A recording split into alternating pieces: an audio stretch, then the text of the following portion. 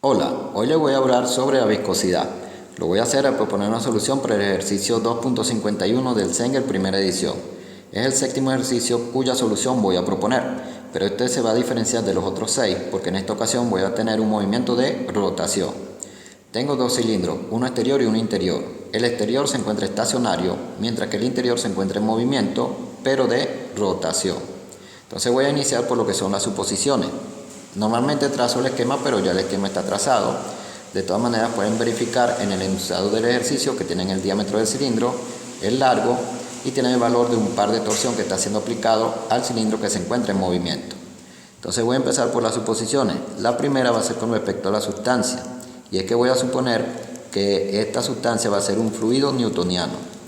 Debo recordar que lo que se conoce como fluido newtoniano es un fluido que obedece a la ley de la viscosidad de Newton. La segunda suposición corresponde al perfil de velocidad. En este caso voy a suponer que el perfil de velocidad es lineal. Debo recordar que cuando en el enunciado del ejercicio no se me da la forma de perfil de velocidad, yo siempre supongo que es lineal. Ahora, para empezar con el análisis y las ecuaciones, la figura que tienen allí es cuando se miran los cilindros desde la parte superior. El cilindro interior es el cilindro que se encuentra en movimiento y el cilindro exterior es el que se encuentra estacionario. Ahora, cuando tenemos un movimiento de rotación, hay un punto muy importante y corresponde a la velocidad, porque vamos a tener dos velocidades. Vamos a tener una velocidad que se conoce como velocidad tangencial, que va a ser tangente a la trayectoria. En esta ocasión sería algo así. Tangente a la trayectoria, debemos recordar que como el cilindro se encuentra rotando, lo que va a describir es un círculo. Entonces, esta velocidad es la velocidad tangente a la trayectoria. Y yo la voy a llamar simplemente v. Es la velocidad lineal que nosotros estamos acostumbrados a trabajar. La otra velocidad que voy a tener es la que se conoce como velocidad angular. En este caso, la velocidad angular siempre va a ser constante. Como yo lo que deseo es trazar lo que se conoce como diagrama o perfil de velocidades, entonces puedo trazarlo sobre los cilindros, es decir, sobre esta vista de los cilindros. Tendría que trazar una línea recta. Debo recordar que yo represento las velocidades como flecha y que el largo de la flecha lo que indica o representa es el valor de la velocidad. Va disminuyendo a medida que se aproxima hacia el cilindro que está estacionario. Debo recordar que tengo una parte del fluido que está en contacto con el cilindro en movimiento y que adquiere la velocidad de este, que yo decidí llamar v, y tengo otra parte del fluido que se encuentra en contacto con el cilindro que está estacionario, y en este caso su velocidad tiene un valor de 0 porque ese cilindro se encuentra estacionario. Los puntos que están en el medio van a tener diferentes velocidades y van a ir disminuyendo a medida que se aproximan hacia el cilindro estacionario. Puedo trazar el perfil de velocidades acá o puedo trazar el perfil de velocidades aparte. Es decir, puedo sacar un eje coordenado aparte. Vamos a suponer que lo saco acá. Entonces coloco la vertical para medir la posición, coloco la horizontal para medir la velocidad, y también puedo trazar ese perfil de velocidades aparte. Acá voy a colocar la horizontal para la velocidad y la vertical para la posición, y voy a ubicar lo que vendría a ser la velocidad del fluido que está en contacto con el cilindro que se encuentra en movimiento. Sería algo así. Debo recordar que el fluido que se encuentra en contacto con el estacionario tiene una velocidad que vale 0. Entonces lanzo una línea recta de esta manera y dibujo una flecha que van a representar a las diferentes velocidades a través de los diferentes puntos del fluido. Puntos o capas del fluido. En realidad serían capas de fluido. Y acá tendría lo que viene a ser el perfil de velocidad, que ya también lo tracé en la figura. Es decir, este perfil de velocidad es el mismo perfil que tracé acá. Entonces acá tendría lo que viene a ser o que se conoce como perfil de velocidad. Una vez que trazo el perfil de velocidad, lo que voy a hacer es expresar la velocidad en función de la posición. Debo recordar que como en este caso tengo una línea recta, entonces puedo utilizar la ecuación de una línea recta que establece que la velocidad con respecto a la posición menos la velocidad sub 0 va a ser igual a la pendiente multiplicando la posición menos la posición sub 0. donde la pendiente viene dada por la velocidad 2 menos la velocidad 1 sobre la posición 2 menos la posición 1. Todo lo que tengo que hacer es, en mi perfil de velocidades, seleccionar lo que viene a ser un punto número 2 y un punto número 1. En este caso sería este el punto número 1. Bueno, yo voy a seleccionar este como punto número 1 y este como punto número 2.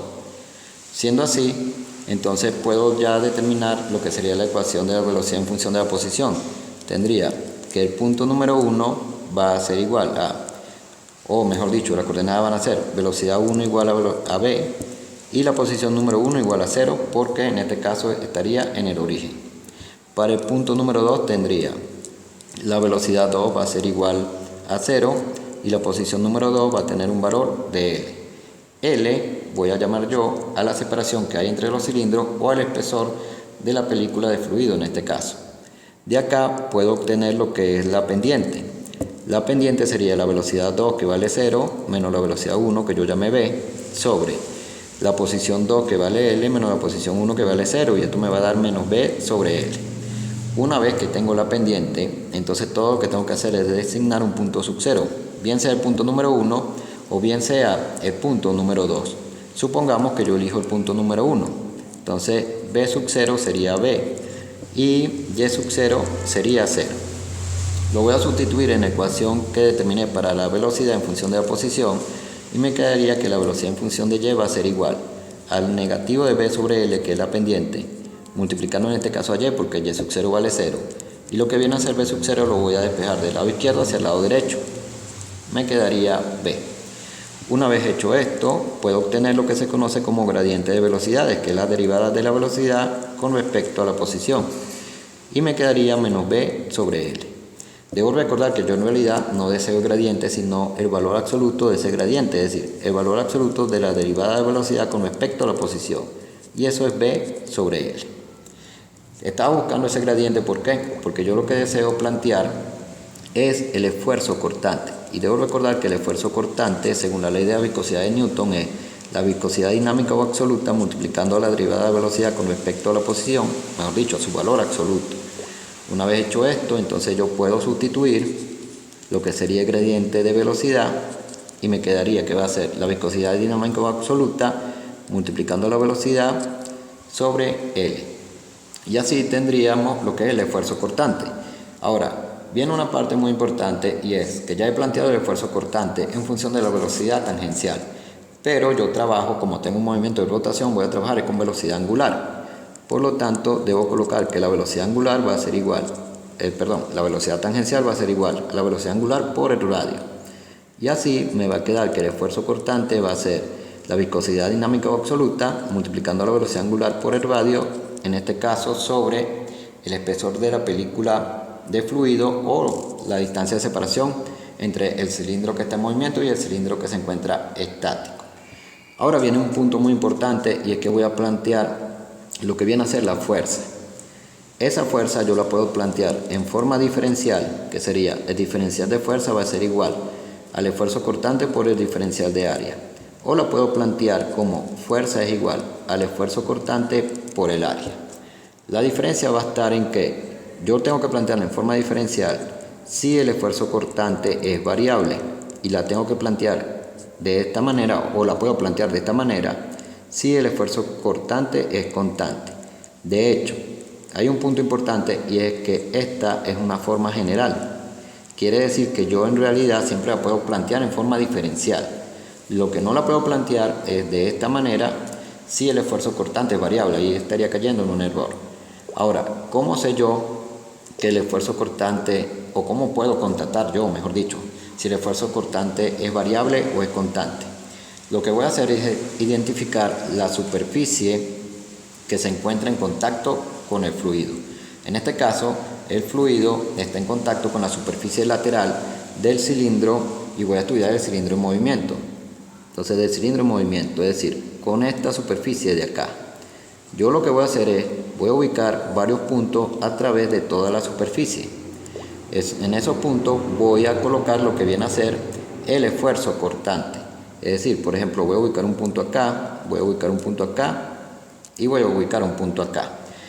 Debo recordar que en teoría del movimiento de rotación va en este sentido. Entonces el esfuerzo cortante que está ejerciendo el fluido sobre el cilindro debe ir en sentido opuesto. Entonces sería algo así. Entonces acá estaría el sentido de lo que viene a ser el esfuerzo cortante. Ahora, ¿cómo puedo determinar yo si es variable o es constante? Voy a mirar lo que es la ecuación que deduje para el esfuerzo cortante. Lo que es la viscosidad dinámica o absoluta, μ, siempre se va a considerar que es constante. L, que en este caso es la distancia que separa ambos cilindros, o el espesor de la película de fluido, siempre va a ser constante. Y la velocidad angular también. El que puede ser variable o puede ser constante es R. En este caso es el radio del cilindro que se encuentra en movimiento. Es decir, lo voy a ubicar acá. Sería este que está acá. Entonces, este señor que está acá va a ser R. Yo lo que debo verificar es si en cada uno de estos puntos, en este punto, en este punto y en este punto, el valor de R cambió o se mantiene constante. Como nosotros podemos observar en un cilindro circular recto, el valor de su radio yo lo voy a llamar R mayúscula. No importa en qué punto o sobre qué punto me ubique yo, el radio va a permanecer constante. Por lo tanto, el esfuerzo cortante también va a permanecer constante. Entonces, eso quiere decir que puedo utilizar la segunda ecuación. Si no fuese ese el caso, tuviese que utilizar la primera ecuación. Ahora, ¿dónde está lo importante de esto? Que si yo utilizo la primera ecuación, tengo que integrar. Y bueno, en el siguiente ejercicio voy a plantearle uno por integrales para que vean de qué estoy hablando o a qué me refiero. Pero tendría que integrar. Ahora, como ese no es el caso, lo que voy a hacer es, voy a decir que R toma el valor de R mayúscula, así que el esfuerzo cortante sería la viscosidad dinámica absoluta por la velocidad angular por R sobre L. ¿Y qué área deseo yo plantear? Sería el área de la superficie lateral de un cilindro, que es 2pi por el radio por el largo. Una vez que tengo el esfuerzo cortante y tengo el área, puedo determinar o puedo plantear lo que viene a ser la fuerza. Entonces la voy a plantear acá. La fuerza vendría a ser igual a el esfuerzo cortante, que es viscosidad por velocidad angular por R sobre L, multiplicando el área, que es 2pi por R por L. No debo confundir esta L, que es el largo del cilindro, con esta L, que es la separación que hay entre los cilindros. Eso es importante. Entonces, si sacamos esta cuenta de acá, lo que voy a obtener es 2pi por R al cuadrado, que va a multiplicar la viscosidad dinámica absoluta por la velocidad angular por el largo del cilindro sobre L. Una vez que tengo planteado al esfuerzo cortante de esa manera, lo que voy a tratar de plantear ahora lo que se conoce como par de torsión. El par de torsión se define como brazo por fuerza. Este brazo lo voy a llamar B nada más. Entonces va a ser B por F. ¿Quién es el brazo? El brazo es la distancia perpendicular que hay desde el eje de giro hasta la línea de acción de la fuerza. Y para eso me voy a ubicar nuevamente en la figura D que coloqué acá, que es la vista superior de los cilindros. Este punto de acá viene a ser lo que se conoce como eje de giro. La fuerza, en este caso debo recordar que la fuerza debe apuntar igual o en el mismo sentido que el esfuerzo cortante, y debo recordar que estoy hablando de la fuerza que está ejerciendo el fluido sobre el cilindro. Entonces la fuerza debe ir en este sentido. Entonces tendríamos que, a esta la voy a llamar F. La distancia perpendicular que hay entre el eje de giro, que se encuentra justo en el centro, y la fuerza F sería esta. Y esa distancia no es más nada que el radio del cilindro interior. Entonces tendríamos que el brazo va a ser igual al radio del cilindro interior. Es decir, que el esfuerzo cortante sería el radio por la fuerza.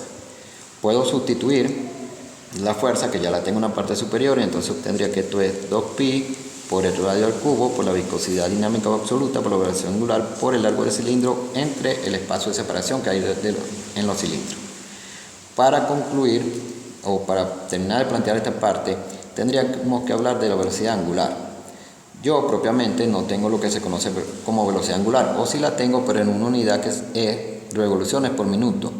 Eso se puede llamar, o se suele llamar n punto. N punto en este caso es 2 200 revoluciones por minuto. Cuando yo tengo n punto, se suele plantear la velocidad angular en función de n punto, es decir, W es igual a 2pi por n punto. Esto es con la intención de que W quede en radianes sobre segundo, siempre y cuando n punto esté en revoluciones sobre segundo. O sea que debo verificar que n punto esté en revoluciones sobre segundo.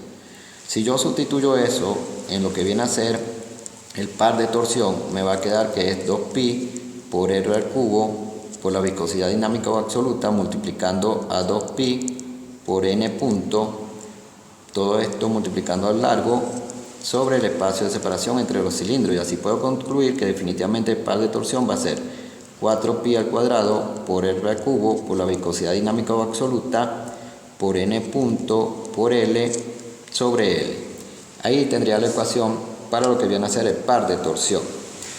Ahora, yo lo que deseo es la viscosidad dinámica o absoluta, o sea que todo lo que tendría que hacer es despejar. Eso va a ser igual al par de torsión multiplicado por el espacio de separación entre los cilindros sobre 4pi al cuadrado por r al cubo por n punto por L. Y a través de esta ecuación puedo determinar lo que viene a ser la viscosidad dinámica o absoluta. Ahora, todo lo que tenemos que hacer es realizar los cálculos. De hecho, nosotros tenemos allí casi todo. Hay una acotación y es la que acabo de hacer con respecto a n punto. Ella se encuentra en revoluciones por minuto, pero no nos sirve en revoluciones por minuto. Debe estar en revoluciones por segundo. Así que transformamos. Un minuto equivale a 60 segundos. Entonces, todo lo que tenemos que hacer es sacar esa cuenta de allí, que nos va a dar 3,33 revoluciones por segundo. Una vez hecho esto, entonces podemos sustituir y determinar el valor de la viscosidad dinámica o absoluta. Debemos recordar que ya nosotros tenemos los datos, por ejemplo, lo que es el par de torsión, establece el enunciado que tiene un valor de 0,8 newton por metro, lo que corresponde a L, que es el espacio de separación entre los cilindros, es 0,12 milímetros. Para llevarlo a metro hay que multiplicarlo por 10 a la menos 3. Lo que viene a ser 4pi al cuadrado es una constante. N punto lo acabo de sacar, es 3,33 revoluciones por segundo. En este caso, al final al multiplicarlo por 2pi me va a quedar en realidad en radianes. Entonces tendría que multiplicarlo además por lo que viene a ser el radio elevado al cubo. Tengo el diámetro, ese punto es importante. El diámetro tiene un valor de 15 centímetros. Pero debo recordar que el radio es la mitad del diámetro, o sea que sería 7,5 centímetros. Llevarlo a metros sería multiplicarlo por 10 a la menos 2 metros, elevado al cubo. Y me faltaría el largo, que tiene un valor de 75 centímetros, que sería 75 por 10 a la menos 2 metros. Debo recordar que para llevar de centímetro a metro, multiplico por 10 a la menos 2. Y así obtendría un valor para la viscosidad de 2,3081. En este caso me va a quedar newton por segundo sobre metro al cuadrado. Debo recordar que esto lo puedo expresar como 2,3081 pascal por segundo, ya que newton sobre metro cuadrado es pascal. Y con esto estaría listo.